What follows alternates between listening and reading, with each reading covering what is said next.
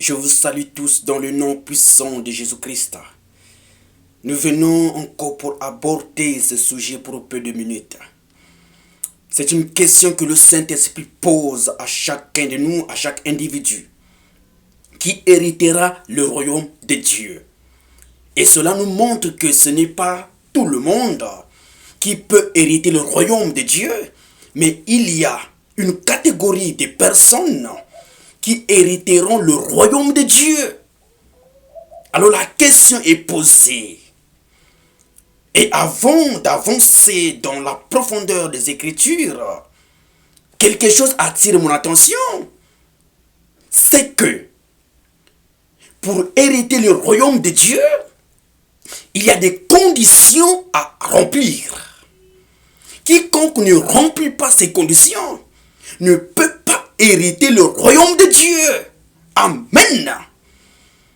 Alors, l'écriture que nous allons partager rapidement se trouve dans le livre de Galates chapitre 5. Le verset 19 il est écrit: Or, les œuvres de la chair sont évidentes. Ce sont la débauche, l'impureté, le dérèglement, l'idolâtrie, la magie, les rivalités, les querelles, les jalousies, les animosités, les disputes, les divisions, les sectes, l'envie, l'ivrognerie, les excès de table et les choses semblables. Amen. Ici, on nous cite des œuvres qui empêchent l'homme d'hériter le royaume de Dieu. Et ces œuvres ne sont pas des œuvres de l'esprit, mais ce sont les œuvres de la chair. C'est que la chair, avec ses désirs, empêche l'homme d'hériter le royaume de Dieu. L'impudicité, la fornication, la débauche, l'adultère, le vol, le mensonge, les calomnies, l'orgueil, l'envie, l'ivrognerie, ce sont les œuvres de la chair. Et ils sont opposés avec les œuvres de l'esprit. C'est bien écrit. Si nous remontons toujours de Galates chapitre 5 et le verset 16, il est écrit au 17. Je dis donc, marchez selon l'esprit et vous n'accomplirez pas les désirs de la chair. Car la chair a des désirs contraires à ceux de l'esprit. Et l'esprit, on a des contraires à ceux de la chair. Ils sont opposés entre eux afin que vous n'effaciez point ce que vous voudriez. Amen. Ils sont opposés. C'est un combat. C'est une bagarre. La chair veut empêcher l'homme d'hériter le ciel. L'esprit aussi veut que l'homme hérite le ciel. Amen. Le combat est là. Alors, vous allez dire non. Mais là-bas, on n'a pas dit que ceux qui font ces choses n'hériteront point le ciel. Non, c'est écrit. Je ne dis pas cela de moi-même. Parce que je ne cherche pas l'approbation, la gloire des hommes. Mais ce que je veux, que les hommes soient sauvés. Et c'est ça le but primordial de tout envoyé de Dieu. De tout appelé de Dieu. Son but, c'est de voir les âmes être délivrées de la puissance des ténèbres pour la lumière de Christ. Amen. Lisons, il est écrit, le verset 21, l'envie, l'ivrognerie, les excès de table et les choses semblables. Je vous dis d'avance, comme je l'ai déjà dit, que ceux qui commettent de telles choses n'hériteront point le royaume de Dieu. Il dit, c'est l'écriture. Voyez cela dans vos Bibles. Il dit, tous ceux qui commettent de telles choses. Quelles sont ces choses? Les choses de la chair. Les désirs de la chair. Tout ce monde-là n'hériteront point le royaume de Dieu. Et s'ils n'héritent pas le royaume de Dieu, ils doivent hériter quoi? Mais l'enfer. Oui, l'enfer, ils doivent hériter. Voilà pourquoi. Oh, la réponse est là. Apocalypse chapitre 21, ça me vient en esprit. Le verset 8. Apocalypse chapitre 21, le verset 8. Il est écrit, mais pour les lâches, les incrédules, les abominables, les meurtriers, les débauchés, les magiciens, les idolâtres et tous les menteurs, leur part sera dans le temps ardent de feu et de soufre, ce qui est la seconde mort. Amen. On nous cite où iront ces personnes. Ces personnes qui n'hériteront point les cieux. C'est à l'enfer. La Bible dit que leur part sera où? Dans le temps de soufre et de feu. Amen. Il ne peut pas entrer là-bas au ciel. Parce que rien d'essuyé n'entre là-bas au ciel. Mais c'est la pureté qui entre. Voilà pourquoi je crois, en bas, je crois, toujours dans le livre d'Apocalypse, chapitre 21, et le verset 27, il est écrit que Dieu soit béni.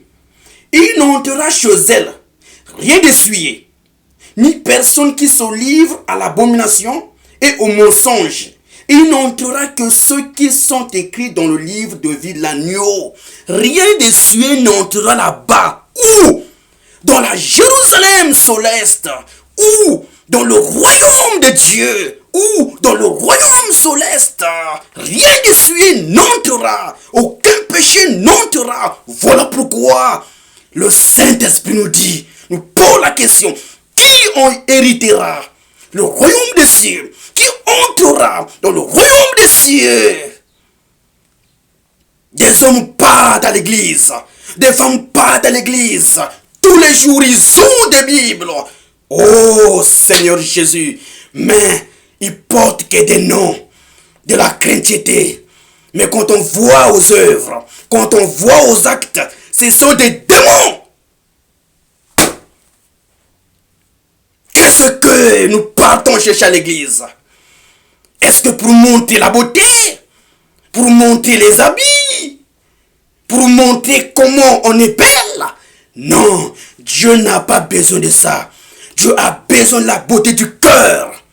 Un cœur purifié par la parole de Dieu. Un cœur nettoyé par la parole de Dieu. Dieu lui-même l'a dit. Lisons cela. Ézéchiel, oh Seigneur, ramène-moi l'écriture, Seigneur. Cela m'est traversé en esprit. C'est pas grave. Merci Seigneur. Ézéchiel, je crois, chapitre... Oh Seigneur, cela m'est traversé en esprit. Rapidement, cherchons cela. Oh Seigneur Jésus. J'aime lorsque on ne prépare rien dans la tête. Mais c'est lorsque le Saint-Esprit lui-même conduit. Quelque chose m'est traversé mon esprit. Dans le livre d'Ézéchiel, je crois. Ézéchiel, chapitre 36.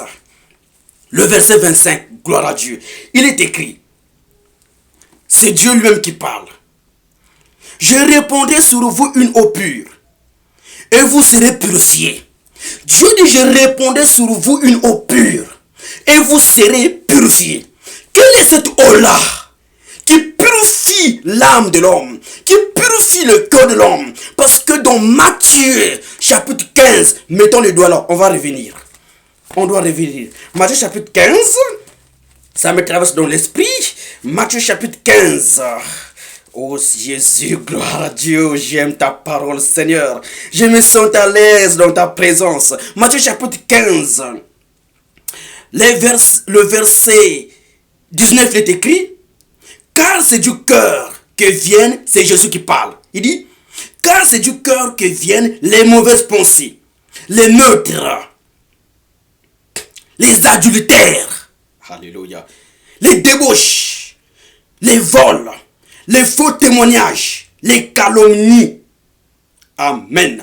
Il dit, voilà des choses qui suivent l'homme. Or que dans le livre de l'Apocalypse 21, nous avons lu que là-bas, rien de souillé n'entrera. Gloire à Dieu, rien de souillé.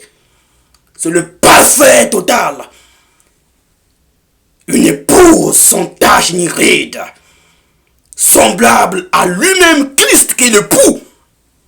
Comme pas, je crois, le livre d'Éphésiens chapitre 5, c'est écrit. Amen. Jésus-Christ dit, c'est du cœur qui vient des mauvaises choses. C'est du cœur qui vient des mauvaises pensées. C'est du cœur qui vient l'adultère, la débauche, l'impudicité, les calomnies, l'ivrognerie, toutes ces choses, le braquage, toutes ces choses, les mauvaises choses viennent du cœur. Voilà pourquoi Dieu dit, revenons là où nous étions, Ézéchiel chapitre 36, verset 25, Dieu maintenant dit, je répandrai sur vous une eau pure, et je vous purifierai. Je vous purifierai de toutes vos souillures, et de toutes vos idoles. Amen. De toutes vos souillures. Ce n'est pas au ciel que Dieu fera cela. C'est le temps maintenant que Dieu est en train de faire cela. De purifier nos cœurs. Par l'eau qu'il répond, il lui-même dit, je répondrai sur vous une eau pure. C'est une parole parfaite. Une parole non hybridée. Une parole non mélangée. Une parole ouïe. De telle sorte que quiconque écoute, alors le cœur incrédule est brisé. Comme il est écrit, je crois, dans le livre de Jérémie chapitre 23. Lisons cela. J'aime lorsque le Saint-Esprit conduit. Jérémie chapitre 23, ça me vient. Jérémie chapitre 23, le verset 29, il est écrit, ma parole n'est-elle pas comme un feu, dit l'Éternel, et comme un marteau qui brise le roc. Amen. La parole de Dieu est un feu. Un marteau qui brise l'incrédulité. Un marteau qui brise les raisonnements. Un marteau qui brise les doutes. Amen. Oui. La parole de Dieu. Rien n'est caché devant elle. Tout est mis à nu à découvert comme pas, je crois, Hébreux chapitre 4, le verset, je crois, le verset 12. Lisons cela rapidement. Je cours derrière les minutes. Hébreux chapitre 4. Hébreux chapitre 4. Oh, gloire à Dieu. Merci Seigneur. Hébreux chapitre 4. Hébreux chapitre 4, le verset 12. Il est écrit, car la parole de Dieu est vivante et efficace. Elle n'est pas morte. La vraie parole ouïe par le Saint-Esprit. C'est une parole vivante. Une parole efficace. Voilà pourquoi dans le livre de Actes chapitre 2, depuis le 36e verset jusqu'au 37e, 38e, 39e verset, lorsque le verset 36 de Actes chapitre 2, les minutes nous manquent. Lisez ça chez vous là-bas. Actes chapitre 2, le verset 36. Lorsque Pierre, par la vertu du Saint-Esprit, dit, c'est Jésus que vous avez crucifié. Dieu a fait de lui Seigneur et Christ. Alors, ceux qui écoutaient cette parole vivante, ceux qui écoutaient cette parole efficace, eurent le cœur vivement touché et dirent à Pierre et aux autres apôtres, que devons-nous faire? La vraie parole ouïe conduit l'homme à la repentance sincère. Qu'est-ce que nous écoutons dans les églises? Une parole morte ou une parole vivante? Hébreu nous dit, la parole de Dieu est efficace, vivante, plus qu'une épée à double tranchant. L'homme ne peut pas se cacher devant la parole ouïe de Dieu. La parole le dévoilera. La parole le mettait à nu. La vraie parole ointe suscite la crainte de Dieu, le cœur, le respect à Dieu, suscite réellement l'amour parfait qui bannit la crainte. Elle ôte l'hypocrisie qui règne dans le cœur aujourd'hui. Amen. Oh Seigneur de gloire. Oh mon Dieu. Car la parole de Dieu est vivante et efficace, plus tranchante qu'une épée quelconque, à des tranchants, pénétrant jusqu'à partager âme et esprit, jointure et moelle. Elle juge les sentiments et les pensées des cœurs. Oh, Seigneur Jésus. Nulle créature n'est cachée devant elle, devant lui, mais tout est nu et découvert aux yeux de celui à qui nous devons rendre compte. On peut tromper les hommes, mais on ne pourra jamais tromper le Saint-Esprit. On ne pourra jamais tromper le Saint-Esprit. On peut mentir des hommes, mais on ne pourra jamais mentir le Saint-Esprit. Parce que même Anania, vous lirez cela dans le livre de Actes, on n'a pas le temps, même Anania et Saphira, lorsque ils ont fait leur complot pour mentir à Pierre, ils pensaient avoir affaire à un homme. Mais Pierre n'était plus le Pierre que tous connaissaient, non, mais c'était un Pierre rempli du Saint-Esprit, un Pierre qui était maintenant une flamme de feu, parce qu'en lui se trouvait quoi? La parole, qui est un feu dévorant. Et alors, comme Hébreu dit, nulle créature est cachée devant la parole. Tout est mis à nu. Alors, le Saint-Esprit les a mis à nu. Bien-aimés frères et sœurs, voilà pourquoi, oh, la dernière écriture, oh, les minutes passent au Seigneur Jésus. Ah, 1 Corinthiens, gloire à Dieu. 1 Corinthiens chapitre 6. Oh Seigneur, ça fait beau de demeurer dans ta présence. Gloire à Dieu. Amen. Oh Seigneur Jésus. Oh mon roi. 1 Corinthiens, lisons cela. Je n'ai pas envie de vous laisser, bien-aimés frères et sœurs. Ça fait beau. La parole ointe apporte la guérison. La parole ointe apporte la délivrance. La parole ointe rajeunit l'âme, rajeunit l'esprit. Oh Jésus. Écoutons, bien-aimés frères et sœurs. Oh, les minutes ne sont plus. Oh Seigneur. 1 Corinthiens chapitre 6. Le verset 9, il est écrit. Ne savez-vous pas que les injustes n'hériteront point le royaume de Dieu? Vous voyez, les injustes. La question que le Saint-Esprit a posée, qui héritera le royaume de Dieu? Et la réponse est dans la Bible. Ici, nous lisons encore même la réponse, cette réponse encore. Ne savez-vous pas que les injustes n'hériteront point le royaume de Dieu? Les injustes, frères, c'est le moment de se repentir. Laissons l'orgueil de côté. Laissons l'arrogance de côté. Ça nous trompe, ce sont les armes du diable. Parce qu'il est le premier orgueilleux. C'est bien écrit dans le livre de Ézéchiel. Chapitre, oui, je crois, chapitre 35-36, je crois, ou chapitre 28 comme ça. Je vous donne juste le verset. Je cherche ça pour vous, c'est très important, comme ça me vient en esprit. L'esprit ne peut pas vous laisser dans le suspense. Ézéchiel, je vais voir ça rapidement. Ah, c'est Ézéchiel 28. Vous allez lire ça chez vous, du premier verset jusqu'au verset 19. Là où on parle du roi de Tyr. Amen. Vous allez lire cela. Vous allez voir. Si je peux lire une petite partie, oh Seigneur, ça me vient tellement en esprit. Oh Jésus, écoutez, une petite partie. Oh mon roi, oh Seigneur, gloire à toi. Le verset 7, il est écrit rapidement. Voici, je ferai venir contre toi des étrangers les plus violents d'entre les peuples. Ils tireront l'épée contre ton éclatante sagesse.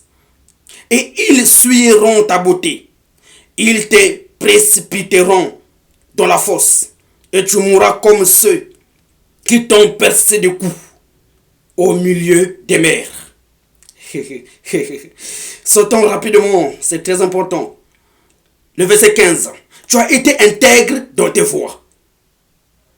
Depuis le jour où tu fus créé, jusqu'à celui où l'iniquité a été trouvée chez toi. Le verset 17. Ton cœur s'est élevé à cause de ta beauté. Tu as corrompu ta sagesse par ton éclat. Je te rejette par terre. Apocalypse 12. Réjouissez-vous, cieux. Malheur à la terre.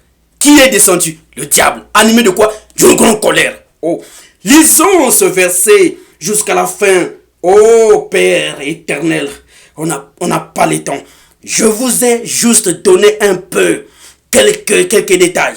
Mais continuez à lire. Ézéchiel 28, lisez ça tout. Vous verrez qu'il est le premier orgueilleux. Ainsi, pour vous compléter encore le verset, toujours de ça, il faut aussi mélanger Ésaïe 14. C'est très important. Je lis juste courtement pour vous. Les minutes ne sont plus, Seigneur Jésus. Ésaïe 14, le verset 12, il est écrit: te voilà tombé du ciel, astre brillant, fils de l'aurore. Tu es abattu à terre, toi le vainqueur des nations. Tu disais en ton cœur: je monterai au ciel, je lèverai mon trône au-dessus des étoiles de Dieu. Vous pouvez continuer, mais vous-même à la maison. Bien-aimés frères et sœurs, nous voyons que l'orgueil a commencé où? C'est Satan qui est le père de l'orgueil. Voilà pourquoi l'orgueil nous empêche d'hériter le ciel. Un orgueilleux ne se répond pas. Un orgueilleux fuit la repentance. Un orgueilleux a toujours raison. Il n'a jamais eu tort. Les autres ont toujours tort, mais lui, il a toujours raison. C'est la nature des orgueilleux. Il n'aime jamais des remarques. Il n'aime jamais des reproches. Quand tu les fais des remarques, des reproches, c'est pour son bien. C'est pour le ramener à la bonne sens. Mais il va te haïr. Comme Satan est Dieu jusqu'aujourd'hui. Il est Dieu. Il y a aussi ses enfants jusqu'aujourd'hui. Mais gloire soit rendue à Dieu. Parce que lui-même est descendu pour racheter l'homme de la vaine manière de vivre qu'il a acquis auprès de ses pères par le sang précieux de Christ. 1 Pierre chapitre 1er, le verset, je crois, 18. Amen. Revenons, il dit: ne savez-vous pas que les injustes n'hériteront point le royaume de Dieu? Ne vous y trompez pas.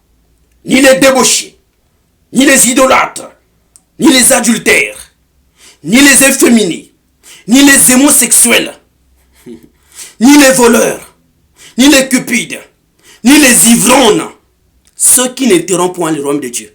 Oh Seigneur. Ni les outrageux, ni les ravisseurs, les escrocs, c'est ça même le mot, n'hériteront point. Frère, si tu es escroc, sœur, si tu es escroc, réponds-toi. On n'escroque jamais les biens d'autrui. Ça va te rattraper demain ou après-demain. Ce que l'homme sème, il le moissonnera. Dit Galates chapitre 6. Que Dieu vous bénisse. Et que continue à dire? Ni les cupides, ni les ivrognes, ni les outragés, ni les ravisseurs n'hériteront le royaume de Dieu. Alors, la question nous reste à poser. Qui héritera le royaume de Dieu? Alors, les minutes sont finies. Je suis déjà même au 25e minute. Oh Seigneur. Je lis seulement Pas de commentaires. Je lis juste pour vous. Colossiens chapitre 3. Rapidement. Colossiens chapitre 3. Quelque chose de bien. Juste une petite lecture. Depuis le premier verset, il est écrit. Colossiens chapitre 3. Depuis le premier verset, il est écrit. Si donc vous êtes ressuscités avec Christ, cherchez les choses d'en haut, où Christ est assis à la droite de Dieu. Attachez-vous aux choses d'en haut et non à celles qui sont sous la terre. Car vous êtes morts. Gloire à Dieu. Merci Seigneur. Car vous êtes morts et votre vie est cachée avec Christ en Dieu. Quand Christ, votre vie, paraîtra, alors vous paraîtrez avec lui dans la gloire. Nous attendons, non, cet avènement-là du Seigneur Jésus-Christ lorsqu'il viendra dans sa gloire. Et nous les vivons. Comme parle l'apôtre Paul, nous ne serons pas tous morts. Nous les vivons, les morts en Christ, ressusciteront premièrement. Et nous, les vivants, nous serons transmués et allés dans les airs à la rencontre du Seigneur. Amen. Amen. Amen. 1 Corinthiens 15, vous lirez cela. 1 Thessaloniciens aussi 5, vous lirez cela. Même dans le livre aussi, je crois, de Jean, je crois. Oh, les tomes me manquent. Vous lirez ça aussi, je crois, Jean chapitre 7 ou Jean chapitre 5, vous lirez ça aussi. Oui, mes bien-aimés frères et sœurs. Ainsi, de l'Apocalypse aussi, chapitre, je crois, 14, le verset 13, vous lirez cela aussi. Voilà pourquoi. Il continue à dire, faites donc mourir ce qui dans vos membres est terrestre. Amen. Là, c'est fort. Seigneur, donne-moi encore même 2 minutes. Là, c'est fort. Faites donc mourir ce qui dans vos membres est terrestre. Qu'est-ce qui est terrestre? Qui se trouve dans nos membres et que nous devons faire mourir. Les œuvres de la chair, c'est ça en un mot. Faites mourir les œuvres de la chair qui se trouvent en nous.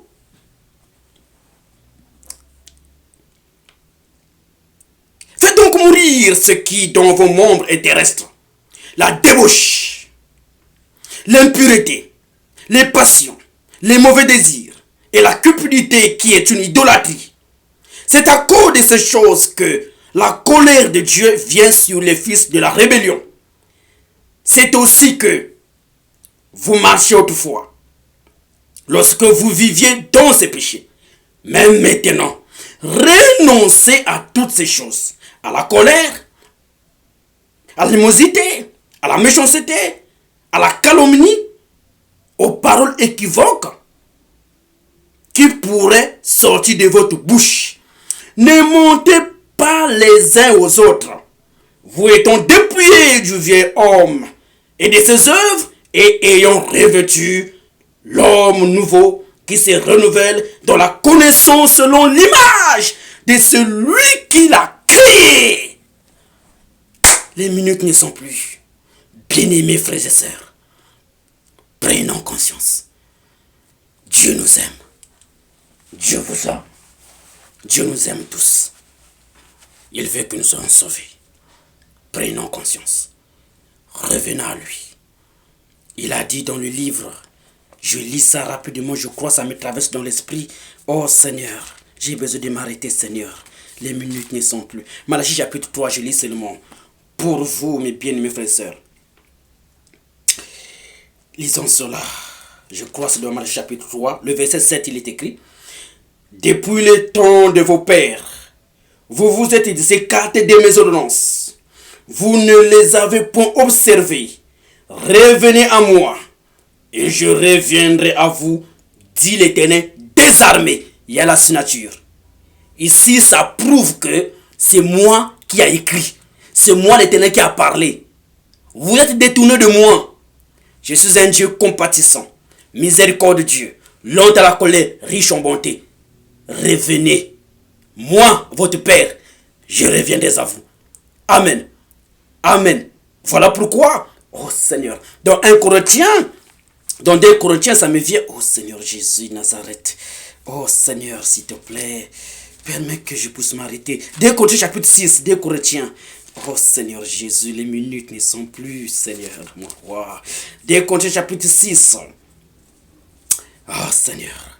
Le verset 16, il est écrit, je lis ces mots. Quel rapport y a-t-il entre le temple de Dieu et les idoles? Car nous sommes le temple du Dieu vivant. Comme Dieu l'a dit, j'habiterai et je marcherai au milieu d'eux. Je serai leur Dieu, ils seront mon peuple. C'est pourquoi, gloire à Dieu, sortez du milieu d'eux et séparez-vous, dit le Seigneur. Ne touchez pas à ce qui est impur et je vous accueillerai. Je serai pour vous un père. Alléluia. Gloire à Dieu. Ça, c'est l'amour divin de Dieu à l'égard de ses enfants. Il dit, je serai pour vous un père. Et maintenant, nous serons qui pour lui?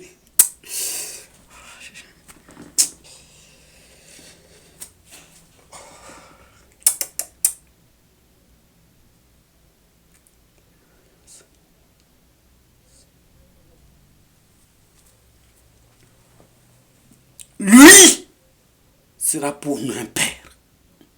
Et maintenant nous serons qui pour lui? Il dit, oh Seigneur, je serai pour vous un père.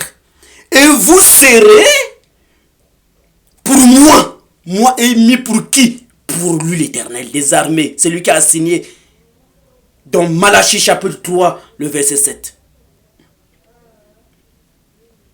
Je serai pour vous un père, et vous serez pour moi des fils et des filles. Il ne s'arrête pas là.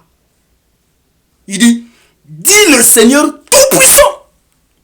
Là-bas, il dit l'Éternel des armées. Ici, il dit l'Éternel le Tout-Puissant. C'est-à-dire, ce n'est pas un prophète, ce n'est pas Isaïe qui a parlé. Ce n'est pas Moïse qui a parlé. Ce n'est pas Jérémie qui a parlé. Ce n'est même pas Habakkuk qui a parlé. Mais c'est moi. Voilà pourquoi j'ai même ma signature. Amen. Oh frère, que Dieu nous vienne en aide pour comprendre ces choses. Il a besoin de toi. Il a besoin de moi. Humilions-nous devant la puissance de sa parole. Que Dieu vous bénisse. Qu'il vous comble de bénédictions. Qu'il vous comble de bénédictions. Amen. Oh Jésus. Oh Seigneur. Je te dis merci Père pour la grâce. Pour la grâce que tu nous offres de demeurer dans ta présence. Oh, qu'est-ce qui est de plus beau que de rester dans la flamme de ton feu. Dans la flamme du Saint-Esprit. C'est là où nous avons la vie. C'est là où nous avons la joie. Une joie débordante dans ta présence, Seigneur. Comme tu l'as dit dans ta parole, dans les psaumes chapitre 91, depuis le premier verset. Celui qui demeure sous l'abri du Très-Haut repose à l'ombre du Tout-Puissant. Oh Jésus, mon âme s'éclate de joie, vraiment de reposer sous ton ombre. Cette ombre-là que tu avais dit à Marie. Le Saint-Esprit te couvrira de son ombre. Et cet enfant qui naîtra sera appelé fils du Très-Haut. Oh Seigneur, que l'ombre du Saint-Esprit couvre mon âme, couvre mon esprit. Que l'ombre du Saint-Esprit couvre tout ton corps, dans le monde entier. Et place-nous dans l'unité d'esprit de foi, sans hypocrisie. Que l'amour soit sincère, comme dit les saints des Écritures. Que la gloire, l'honneur te revienne, Seigneur, dans le nom puissant et précieux du Seigneur Jésus-Christ. Je viens de prier. Amen. Que Dieu vous bénisse. À la prochaine. Oh Seigneur, difficile de sortir de cette atmosphère. Mais hélas, chaque chose a son temps, dit l'Écriture.